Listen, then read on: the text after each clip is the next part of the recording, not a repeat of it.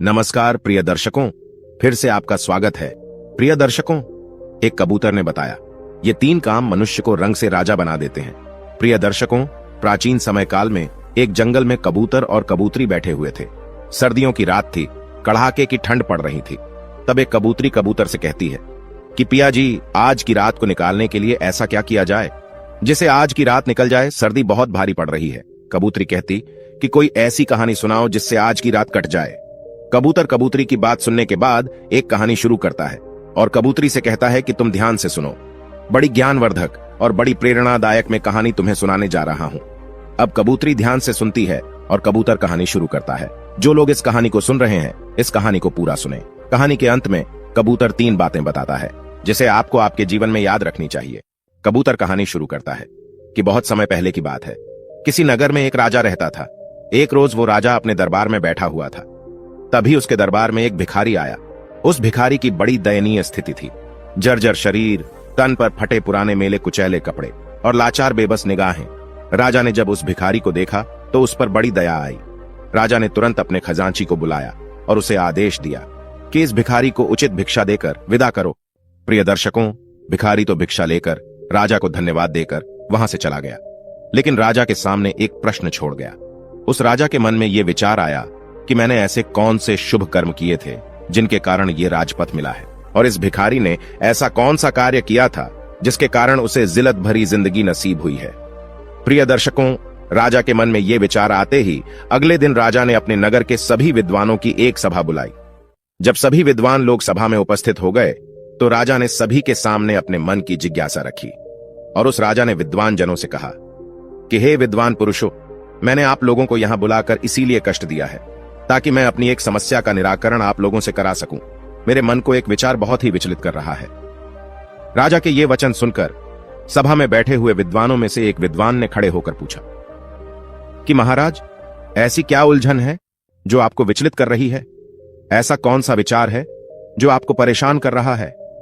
कृपया आप उसे हमें बताएं।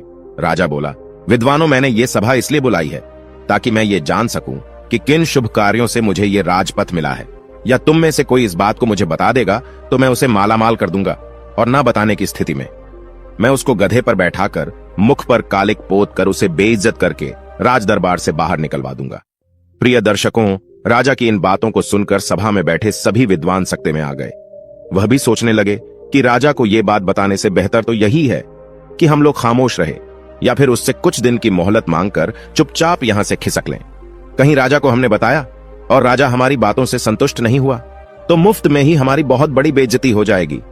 प्रिय दर्शकों, ये विचार कर सभी विद्वानों ने आपस में सलाह मिलाई और सलाह मिलाकर सभी विद्वानों ने राजा से कहा कि महाराज, हम आपकी इस प्रश्न का उत्तर तो दे देंगे कि किस पुण्यक्रम के कारण आपको राजपथ नसीब हुआ है, लेकिन उसके लिए आपको हमें कुछ दिन की मोहलत देनी होगी। आप हमें 6 माह की मोहलत दे दो।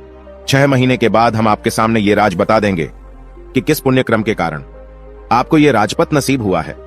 राजा ने कहा, ठीक है, हम तुम्हें 6 महीने की मोहलत देते हैं, लेकिन ध्यान रहे 6 महीने के बाद तुम्हें हर हालत में मेरे प्रश्न का उत्तर देना होगा।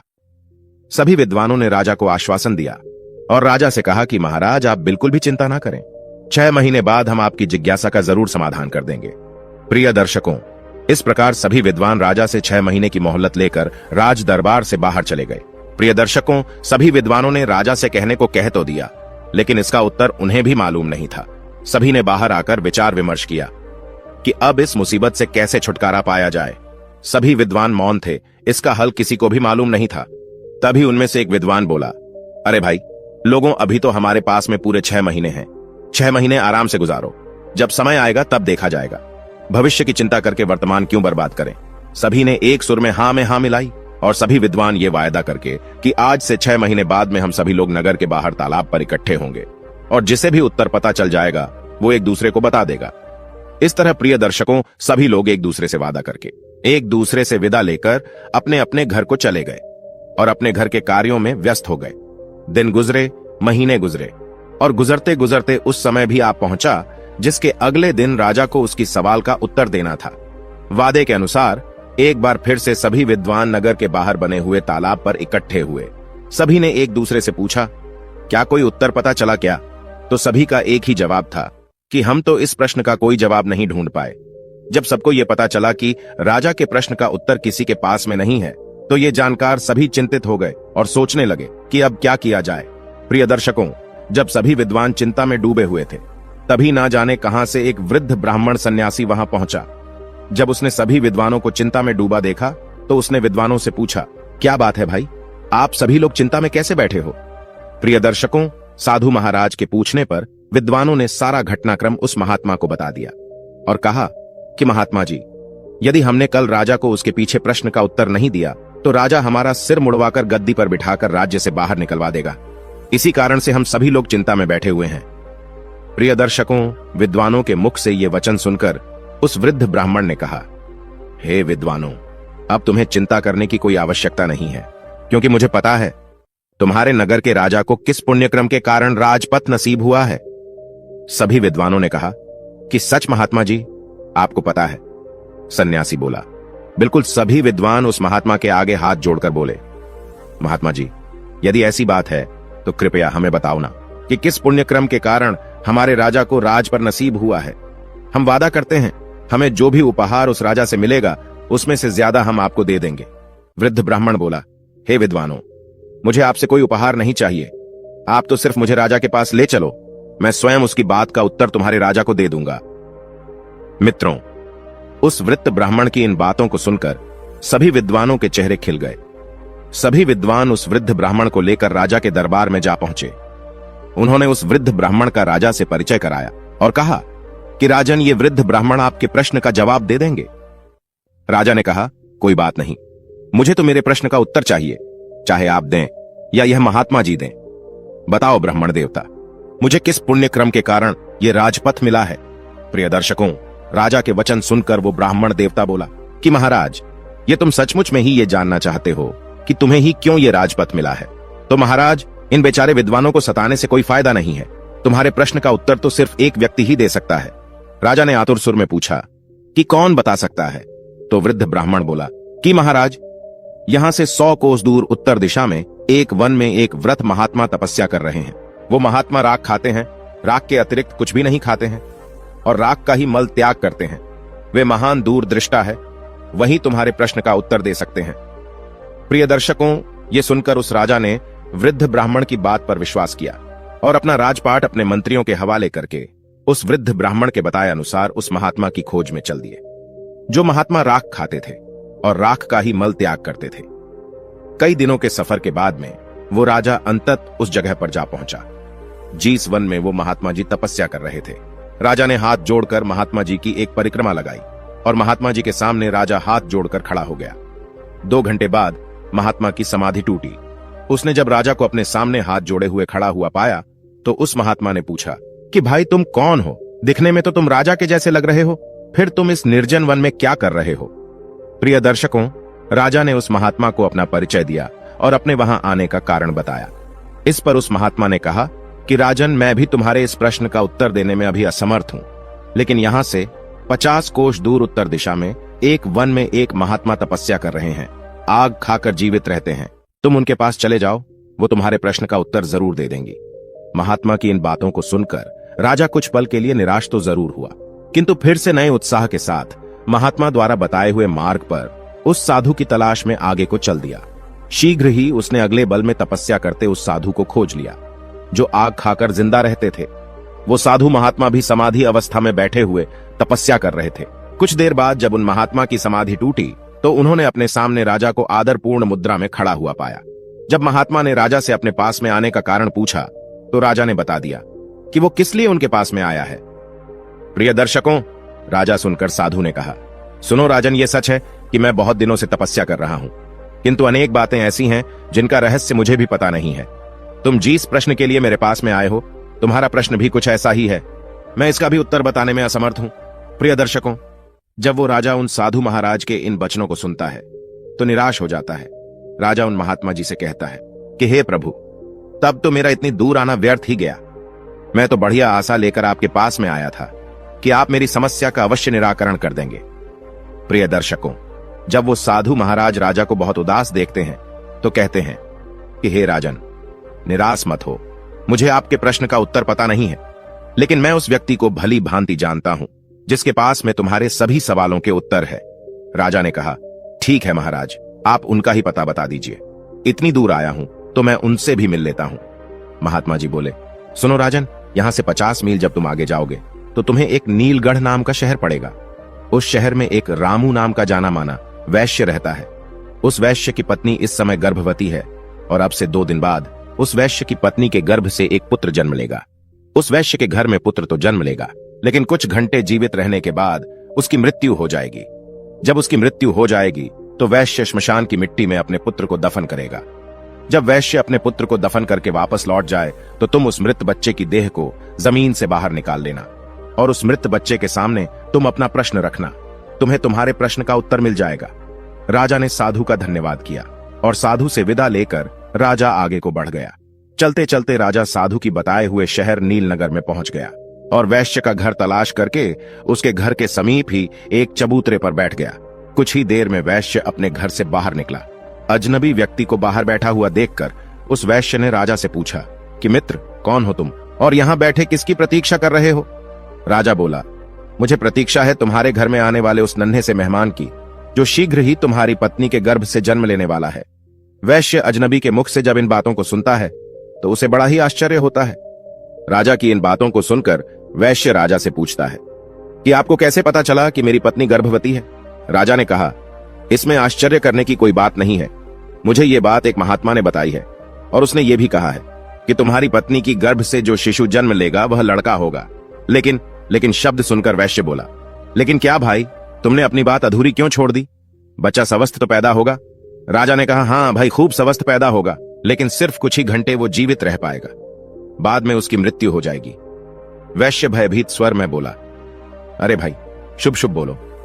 इस अधेड़ आयु में तो मेरे यहां पुत्र रतन पैदा होगा और अगर वो पैदा होने के बाद मर गया तो ये मेरे लिए किसी सदमे से कम ना होगा। राजा ने कहा, भाई, जो सत्य है वो मैंने तुम्हें बता दिया। प्रिय दर्शकों, जब वो वैश्य अजनबी के मुख से इन बातों को सुनता है तो अपने पुत्र को बचाने की खातिर कई वैद्य हकीमों को बुला लेता है। लेकिन प्रिय दर्शकों, विधाता की लिखी को कौन मिटा सकता है? होता वही है जो मंजूरी खुदा होता है। प्रिय दर्शकों, उस वैश्य ने अपने पुत्र को बचाने का भरसक प्रयास किया, लेकिन उसकी कोई युक्ति काम नहीं आई। महात्मा के बताए अनुसार वैश्य की पत्नी की कोख से एक पुत्र ने जन्म लिया। खूब खुशियां मनाई गई, लेकिन 4 घंटे बाद ही बच्चे की सांस उखड़ने लगी। सभी वैद्य हकीमों ने बच्चे को बचाने की खूब जतन किए, लेकिन उनका कोई प्रयास सफल नहीं हुआ और वो बच्चा 4 घंटे की आयु जीकर शांत हो गया, यानी उसकी मृत्यु हो गई। जिस घर में कुछ देर पहले तक खुशी की सहनाइयां बज रही थी, खुशी का माहौल था। बच्चे के प्राण त्यागते ही एकदम से मातम सा छा गया। वैश्य के घर में हाहाकार मच गया। छाती पर पत्थर रखकर अपना कर्तव्य पूरा किया। उसने अपने बच्चे की सबको कपड़े में लपेटा और श्मशान के लिए चल दिया। शमशान पहुंचकर वैश्य ने एक गड्ढा खोदा और उस गड्ढे में अपने कलेजे के टुकड़े को दफन कर दिया। मिट्टी डालने के बाद जब वो वैश्य नम आंखों से अपने घर को लौटने लगता है, वैसे ही ताक में बैठा हुआ राजा उस स्थान पर पहुंचता है, क्योंकि उस महात्मा ने कहा था कि जैसे ही वहां से अपने घर को लौटे तो तुम्हें वो बच्चा जमीन से बाहर निकाल लेना है। ये तुमने थोड़ा भी विलंब कर दिया, फिर तुम्हारे प्रश्न का उत्तर नहीं मिल पाएगा। इसीलिए राजा वैश्य के जाते ही उस स्थान पर आता है और गड्ढे की मिट्टी हटाकर बच्चे को बाहर निकाल लेता है। प्रिय दर्शकों, जैसे ही वो राजा बच्चे को कपड़े से अलग करता है तो उसके आश्चर्य की सीमा नहीं रहती है। होता यह है कि वो मरा हुआ बच्चा फिर से जीवित हो जाता है और राजा से कहता है, क्या हुआ भाई, तुमने मेरी चिर निद्रा में क्यों विघ्न पैदा किया है? बच्चे की इन बातों को सुनकर राजा अपना प्रश्न उस बच्चे को बताता है और कहता है कि मैं अपने प्रश्न के उत्तर के लिए तुम्हारे पास में आया हूं। एक तुम ही हो जो मेरी शंका का समाधान कर सकते हो। राजा ने जब उसको अपनी समस्या बताई तो वह बालक बोला कि भाई सुनो, जिस कारण से या जिस क्रम से तुम्हें यह राजपथ नसीब हुआ है वो एक लंबी कहानी है। यदि तुम ये जानना ही चाहते हो तो मैं वो कहानी तुम्हें संक्षेप में सुनाता हूं। भाई, इस जन्म में तुम राजा हो। इस जन्म से पहले यानी पूर्व जन्म में तुम मेरे माजाई भाई थे। राजा आश्चर्य से बोला कि मैं तुम्हारा भाई था? तो बालक बोला, हाँ राजन, पूर्व जन्म में हम 4 भाई थे। तब हम एक आश्रम में रहकर विद्या अध्ययन किया करते थे। पहले के समय में एक विद्यार्थी का जीवन एक सन्यासी की तरह होता था। ब्रह्मचर्य का पालन करना, भिक्षा मांगकर भोजन करना और भी कई नियम थे जो एक विद्यार्थी को पालन करने होते थे। उन्हीं नियमों का पालन करते हुए हम 4 भाई एक साथ एक आश्रम में विद्या अध्ययन कर रहे थे। हम चारों भाई आश्रम के नजदीक नगर में भिक्षा मांगने जाया करते थे और जो कुछ भी भिक्षा हम चारों भाइयों को प्राप्त होती थी उसे हम चारों भाई मिलजुल कर बांट कर खा लिया करते थे। इस तरह से हम चारों भाई आश्रम में रहकर विद्या अध्ययन कर रहे थे और ये क्रम कई बरसों तक ऐसे ही चलता रहा। किंतु एक दिन हम लोगों से एक बहुत बड़ी गलती हो गई। राजा ने उत्सुकतावश पूछा, कैसी गलती?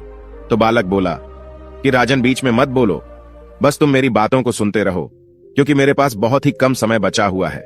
यदि वो निकल गया तो तुम्हारा उत्तर भी अधूरा रह जाएगा। राजा बालक की जब इन बातों को सुनता है तो एकदम से चुप हो जाता है। बच्चा आगे कहानी बताते हुए कहता है कि हे राजन, एक दिन रोज की तरह हम चारों भाई भिक्षा मांगने के लिए निकले। कई लोग घरों पर जाकर हमने भिक्षा के लिए आवाज लगाई, लेकिन किसी भी दरवाजे से हमें अन्न का एक दाना नसीब नहीं हुआ। उस दिन हम चारों भाई खाली हाथ ही आश्रम लौट आए, क्योंकि हम चारों भाइयों में से किसी को भी भिक्षा नहीं मिली थी। इस कारण हमने वो रात खाली पेट ही गुजारी। दूसरे दिन भी हम चारों भाइयों के साथ कुछ ऐसा ही हुआ। उस दिन भी हमें अन्न का एक दाना नहीं मिला और तीसरा दिन भी हम लोगों ने भूखे रहकर ही गुजारा। किसी भी गृहस्थ ने हमें भिक्षा नहीं दी, उल्टा हमें यह कहकर दुत्कार दिया, इतने हट्टे कट्टे होकर भी भिक्षा मांगते हो, तुम्हें भिक्षा मांगते हुए शर्म नहीं आती? उस गृहस्थ के अपमान भरे शब्द सुनकर हम तीनों भाइयों के सर शर्म से नीचे झुक गए। लज्जा के मारे हम तीनों भाई उस दिन से भिक्षा मांगने भी नहीं गए। लेकिन तुझे यह बात स्वीकार नहीं थी।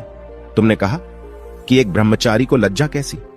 लज्जा को त्यागने के लिए ही तो आश्रम में गुरुजी हमें भिक्षा लाने के लिए कहते हैं, ताकि आगे चलकर ब्रह्मचारी निराकार भाव से परमार्थ के कार्य कर सके।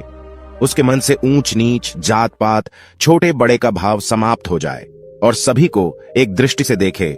उसके लिए ना कोई छोटा हो और ना कोई बड़ा हो, सभी मानव एक समान है, ये भावना उसके अंदर पैदा हो जाए। इसीलिए एक साधु को भिक्षा मांगना बहुत जरूरी होता है, तभी उसके अंदर से भेदभाव की भावना समाप्त होती है। इसीलिए उस दिन तुम अकेले ही भिक्षा मांगने निकल गए। जब तुम भिक्षा मांगकर वापस लौटे तो तुम्हारी झोली में इतना आटा था जिससे 4 रोटियां तैयार हो सके। हम तीनों भाइयों ने मिलकर तुम्हारे द्वारा लाए हुए आटे से 4 रोटियां बनाई और चारों रोटियां को आपस में बांटकर खाने की तैयारी करने लगे, क्योंकि हम चारों भाई 3 दिनों के भूखे थे। इसीलिए हम जल्दी से जल्दी अपनी भूख मिटाना चाहते थे। जब हम चारों भाई रोटी खाने ही वाले थे, तभी एक वृद्ध ब्राह्मण भोजन की तलाश में हमारे पास में पहुंचा।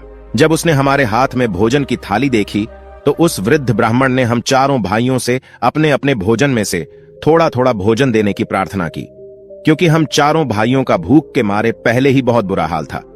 उस पर वो वृद्ध ब्राह्मण भोजन मांग रहा था। यह सुनकर हमारे बड़े भाई ने उस वृद्ध ब्राह्मण से कहा कि अरे ब्राह्मण देवता, तुम कहां से अटपके?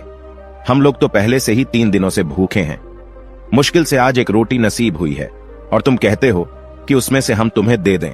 यदि हमने तुम्हें अपनी रोटी दे दी तो हम क्या राख खाएंगे? और ये कहकर हमारे बड़े भाई ने अपनी रोटी खा ली और वो वृद्ध ब्राह्मण देखता ही रह गया।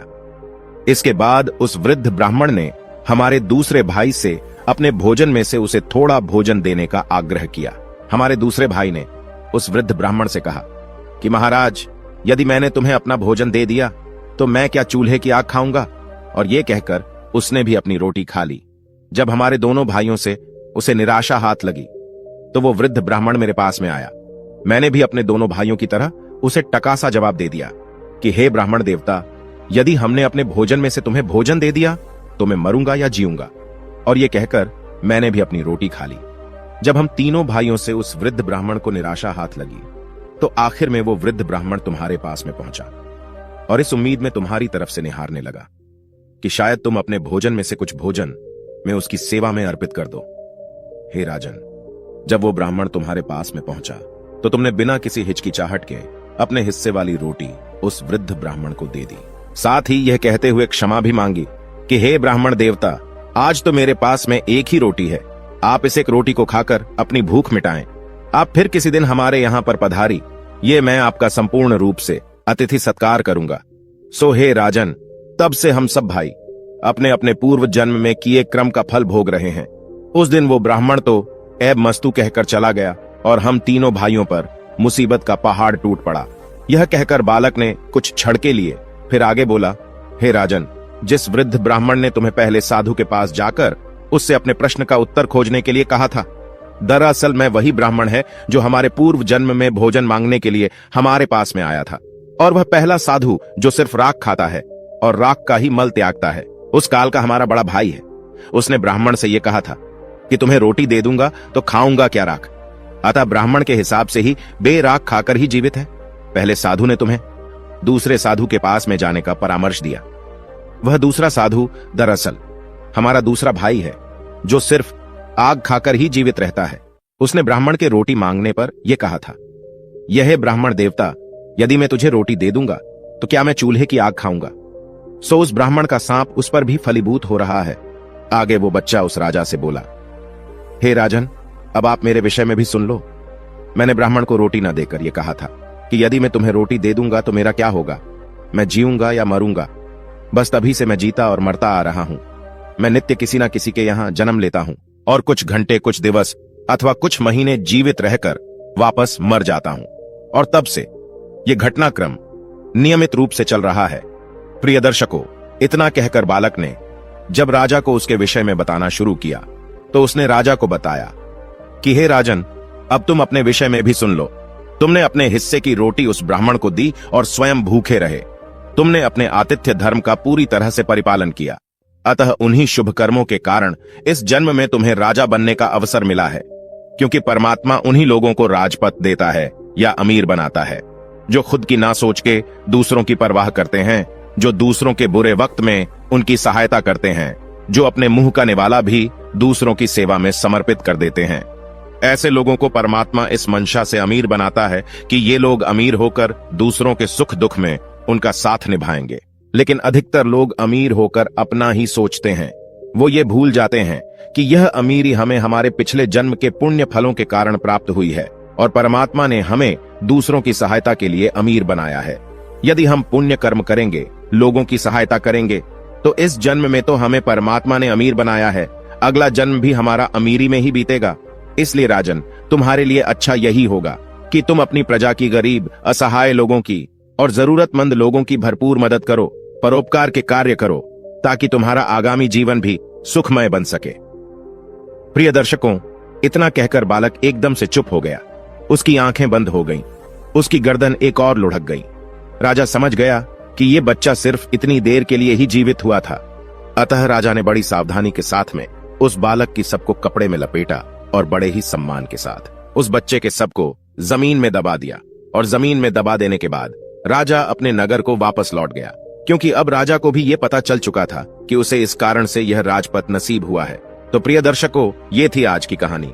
आशा है इस कहानी से आपको भी पता चल गया होगा कि किस कर्म के कारण मनुष्य रंग से राजा बन जाता है और किस कर्म के कारण मनुष्य को जिल्लत भरा जीवन भुगतना पड़ता है। यदि आप भी अपना कल अच्छा चाहते हैं तो कृपया गरीब, असहाय लोगों की मदद करें, जरूरतमंद लोगों की सहायता करें, माता पिता का आदर करें और ईश्वर का भजन करें, क्योंकि हमारा कल का किया हुआ कर्म ही भविष्य में हमारा भाग्य बन जाता है। जो अच्छा कर्म करते हैं वह सुख पाते हैं, और जो बुरा कर्म करते हैं वह दुख पाते हैं। प्रिय दर्शकों, यहाँ हमारी आज की कहानी समाप्त होती है। हम उम्मीद करते हैं कि आपको हमारी आज की ये कहानी, आज का ये वीडियो पसंद आया होगा और आप इससे ढेर सारी प्रेरणा लेंगे। मिलते हैं आने वाली अगली ज्ञान चर्चा के साथ अगले वीडियो में। तब तक के लिए नमस्कार, धन्यवाद।